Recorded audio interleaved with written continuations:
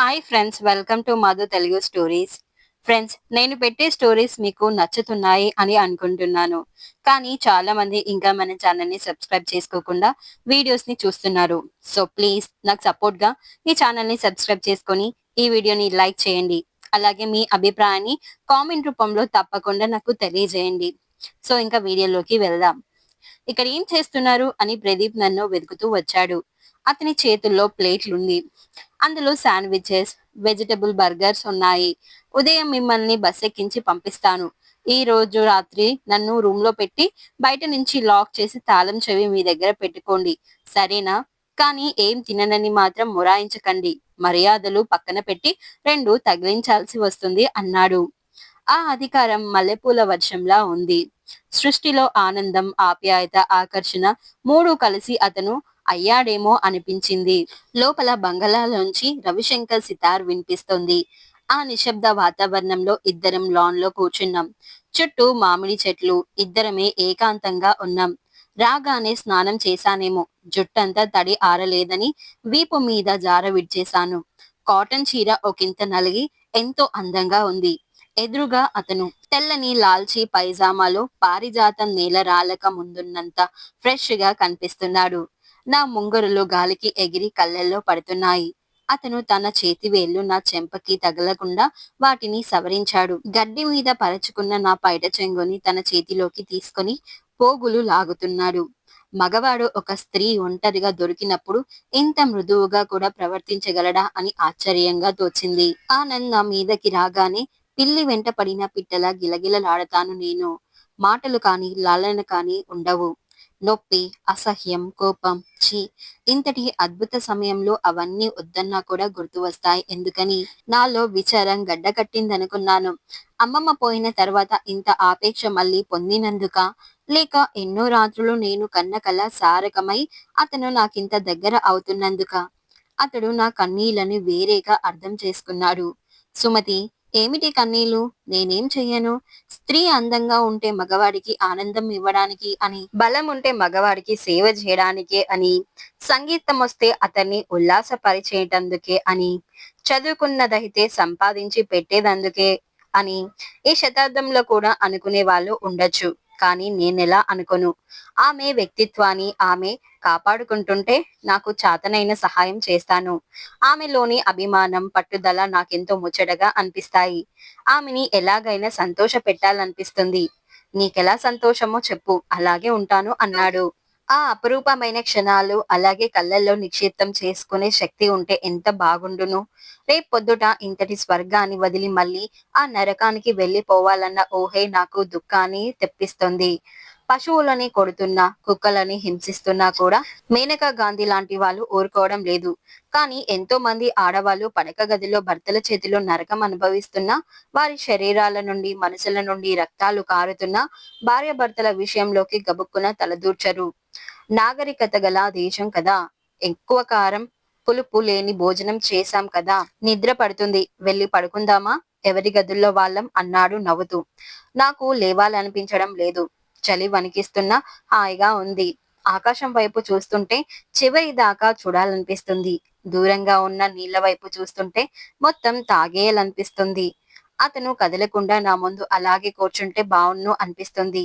ఏమిటో మత్తు, పూల గంధాలు తాకిన గాలి కూడా తూగుతూ ఏదో సంగీతం పాడుతుంది. అల్లరి మబ్బులు కుదురు లేకుండా ఆటలాడుతున్నాయి. చంద్రుడు శాంతంగా చూస్తున్నాడు. అతను లేచి నిలబడ్డాడు. నేను లేచి పక్కన నడవసాగాను. గుడ్ నైట్ అని అతను రూమ్ లోకి వెళ్తూ అన్నాడు. నేను గుడ్ నైట్ అన్నాను. అతను తలుపు మూసుకుంటూ ఉండగా గబుక్కున్న పరిగెత్తి అతన్ని కౌగిలించుకోవాలనిపించింది. కానీ కదల్లేకపోయాను. అలాగే శక్తి చాలనట్లు చూస్తూ నిలబడిపోయాను. ఎక్కడో ఒకప్పుడు ఎవరో ఒకరి మీద నిలపరాని ప్రేమ కలుగుతుంది. మన హృదయాలు ఎవరి కోసం చేయబడ్డాయో అటువంటి వారిని కలిసినప్పుడు ఆ మహాగ్నిలో ప్రేమ, నీతి, విశ్వాసము అన్నీ దగ్ధం అవుతాయి. చలం మనుషుల్ని మదించి వెతికి తీసిన నగ్న సత్యాలాంటి వాక్యాలు గుర్తొచ్చాయి. నేను కళ్ళు తెరిచాను. చుట్టూ చూస్తే అంతా కొత్తగా ఉంది. గాలికి కదులుతున్న ఊదా రంగు తెరలు కొద్దిగా కొట్టుకుంటూ సంశయంగా ఆగిన కిటికీ తలుపు, లోపలికి కుతూహలంగా చుచ్చుకొస్తున్న సూర్యకాంతి అన్నీ సరికొత్తగా ఉన్నాయి. నాకు అప్పుడు గుర్తొచ్చింది. నేనున్నది ఎక్కడో. ఇది చాలా అందమైన చోటు. భూలోకంలోకెళ్ళా. నౌకరు కాఫీ తీసుకొచ్చాడు. అయ్యగారు నిద్ర లేచారా అని అడిగాను కాఫీ అందుకుంటూ. ఆ, బయట లాన్ లో కూర్చున్నారు అని వెళ్ళిపోయాడు. కాఫీ కప్పుతోనే ఉత్సాహంగా నడిచాను. నా మనసు అతన్ని చూడడం కోసం, అతని సామీప్యం కోసం ఉవ్విళ్ళూరుతోంది. నన్ను రాత్రంతా విడిగా ఉంచి అతను నిలువున కాల్చాడు. ఆ చల్లని చూపులతో గాయాలకి మందు పోయాలని తొందరగా ఉంది. గబగబా అడుగులేస్తున్నా. నేను లాన్ లో అతన్ని చూసి అక్కడే నిలబడిపోయాను. అతనికెదురుగా ఒక స్త్రీ కూర్చొని ఉంది. ఆమె తలమించి కొంగు కప్పుకొని అతని అభిముఖంగా కూర్చొని ఉంది. అతని చెయ్యి ఆమె భుజం మీద ఉంది. చాలా దగ్గరగా మాట్లాడుకుంటున్నారు. అడుగు ముందుకి వెయ్యాలో వద్దో అర్థం కాలేదు. అతని కళ్ళల్లో ఏదో ఆప్యాయత, ప్రేమ, మోహం మించిన భావం. నా మనసులో ఏదో గుచ్చుకున్న ఫీలింగ్. దాన్ని ఈర్ష్య అంటారా? మరి మాధవిని చేసుకుంటే బావుణ్ణు అనుకున్నానే. అది నిజాయితీగా అనుకున్న మాట కాదా? మనసనేదే ఒక సందేహాల పుట్ట, సమస్యల తోరణం. ప్రదీప్ తలెత్తి చూసినట్టున్నాడు. వెంటనే మొహంలోకి నవ్వు తెచ్చుకుని, సుమతి రండి అంటూ ఒక చైర్ చూపించాడు. నాకు అస్సలు ముందుకి వెళ్ళాలని లేదు. కానీ అతను చూసేశాడు. కాబట్టి తప్పదు. అడుగులు భారంగా వేస్తూ వెళ్ళాను. ఈవిడ పేరు సుమతి, నా ఫ్రెండ్ అని ఆమెకి పరిచయం చేశాడు. నమస్కారం అనబోయిన నేను ఆమెని చూసి షాక్ కొట్టినట్టుగా ఆగిపోయాను. ఆమె అహల్య. భోజనాలు అయ్యేదాకా ప్రదీప్ నన్ను వెళ్ళొద్దన్నాడు. నాకు ఒక నిమిషం కూడా అక్కడ ఉండటం దుస్సాహంగా ఉంది. అహల్య వంటవాణ్ణి పక్కకి నెట్టి తానే వంట చేసింది. ఆమె ప్రతి భంగిమలో రాజసం. తెల్లని ఆమె శరీరం ఎటు వంచిన మన్మధుని విల్లులా ఉంది. ఆ మెడ కింద ఎర్రగా కాచిన పాలలాంటి నునుపైన భాగం. ఒక్కసారి తాకితే ఆ మాధుర్యం ఎవడికైనా జన్మంతా వదిలిపోదేమో అనిపించింది. పెద్ద పెద్ద కళ్ళు, వాల్చినప్పుడు పొడవాటి కనురెప్పల వెంట్రుకలు ఎంతో అందంగా ఉన్నాయి. పెదవులకి ఏమి పెట్టుకోలేదు. చేతులకి ఏమీ వేసుకోలేదు. మెడలో మంగళసూత్రాల తాడు మాత్రం ఉంది. ఎంతో నిర్మలంగా ప్రశాంతంగా ఉన్న పాల భాగంలో నల్లని చుక్క బొట్టు మాత్రం పెట్టుకుంది. ఆమె వేసుకున్న గంధపు రంగు బ్లౌజు ఆమె శరీరంలో కలిసిపోయింది. ఇంత సింపుల్ గా ఉన్న ఆమె ఒంటేడు నగలతో ఉన్నట్లు కలలా ఉంది. కారణం ఆమె నవ్వు, చూపు. మహారాణి స్నానానికి ముందర నగలు తీసేసింది కాబోలు అనుకుంటారేమో కాని కొత్త వాళ్ళైనా ఆమె బీదరాలు అనుకోలేరు. అదేనేమో గ్రేస్ అంటే. ఆమె ముందు నేను వెలవెలబోయినట్లు ఫీల్ అయ్యాను. దీపు, ఆనియన్స్ కట్ చెయ్యి, ఆమ్లెట్ వేసేస్తాను. ఆమె చనువుగా మాట్లాడుతుంది అతనితో. అతను ఆమెని ఏదో ఒకటి అని నవ్విస్తున్నాడు. చాలా గంభీరంగా కనపడే ఆమె అప్పుడప్పుడు గుప్పెడు మల్లెలు రువ్వినట్లు పక్కన నవ్వుతుంది. దీపు, యూ నాటీ అంటుంది. ఆమె అలా అతనికి దగ్గరగా చూస్తుంటే ఇండస్ట్రియలిస్ట్ రఘురాం గారు భార్యని, పెళ్ళిడు కూతురుందని ఎవరూ అనుకోరు. ఎంతో నాజుగ్గా, పొందికైన సౌష్ఠవంతో నా వయసు అమ్మాయిలాగే ఉంది. ప్రదీప్ పక్కన అందంలో తులతూగేటట్లు ఉంది. నాలో బాధో ఈర్షో తెలీదు కాని ఆమె అతని కోసం ఇలా ఇల్లు విడిచిపెట్టి రావడం, అది పిల్ల పెళ్లి ముందు అనైతికంగా అనిపించింది. నాకు ఆమె చరిత్ర తెలుసునని ఆమె గుర్తించలేదు. అసలు నేనెవరో ఆమెకి తెలియనట్టే ఉంది. అవును, సినిమా యాక్టర్లని, రాజకీయ నాయకులని మనం గుర్తిస్తాం కానీ వాళ్ళు చూసిన ప్రతి వాళ్ళని గుర్తు పెట్టుకోలేరుగా. నేను గదిలోకి వచ్చేశాను. నాలోని నాకు నేను చాలా ఓదార్పు మాటలు చెప్పుకున్నాను. కానీ స్వాంతనగా లేదు. బయట నుండి ఆమె కంఠం శ్రావ్యంగా వినిపిస్తుంది. చిన్నతనంలో రేడియో దగ్గరకు నేను పరిగెత్తుకు వెళ్లేలా చేసిన పాట. ఆమె సినిమాలో పాడిన పాట. నిజానికి ఎంతటి అదృష్టం అలా అభిమాన గాయని పాట ప్రత్యక్షంగా వినడం. అయినా ప్రస్తుతం ఆ ఆనందం నా గుండెని చెరరేకపోతుంది. నిన్నంతా స్వర్గం అనిపించిన పరిసరాలు బోరు కొడుతున్నాయి. అతను ఆమెతో చనువుగా ఉండటం చూడలేక దూరంగా పారిపోవాలని మనసు తొందర పడుతుంది. అంత సౌందర్యవతితో ఇంతటి సాన్నిహిత్యం కాబట్టి అతనిని పెళ్లి కాని మాధవి కూడా ఆకట్టుకోలేకపోయింది అని మనసు బగ్గుమంటోంది. మన ఇద్దరి మధ్య ఈమెందుకు అన్నట్టు ఆమె చూస్తుందేమోనని ఎదురు పడడానికి జంకుగా ఉంది. ఒకవేళ ప్రదీప్ కూడా అలా భావిస్తే ఆ ఊహకే గుండె ఆగినంత పనయింది. నా స్నానం అది ముగించుకొని సూట్ కేస్ సర్దుకుంటూ ఉండగా అడుగుల శబ్దం అయింది. చూస్తే అహల్య. ఆమె రెండు చేతులు కట్టుకొని కిటికీకి ఆనుకొని నిలబడి నన్ను పరీక్షగా చూస్తుంది. నాకెందుకో టీచర్ ముందు నిలబడ్డ తప్పు చేసిన విద్యార్థిలా గుండె టకటకలాడింది. రాత్రంతా ప్రదీప్‌తో ఒంటరిగా ఎందుకు ఉన్నావని అడుగుతుందేమో. అసలు నీకు ఏముందని ఇంత పెద్ద కోరికలు అని హేళన చేస్తుందేమో.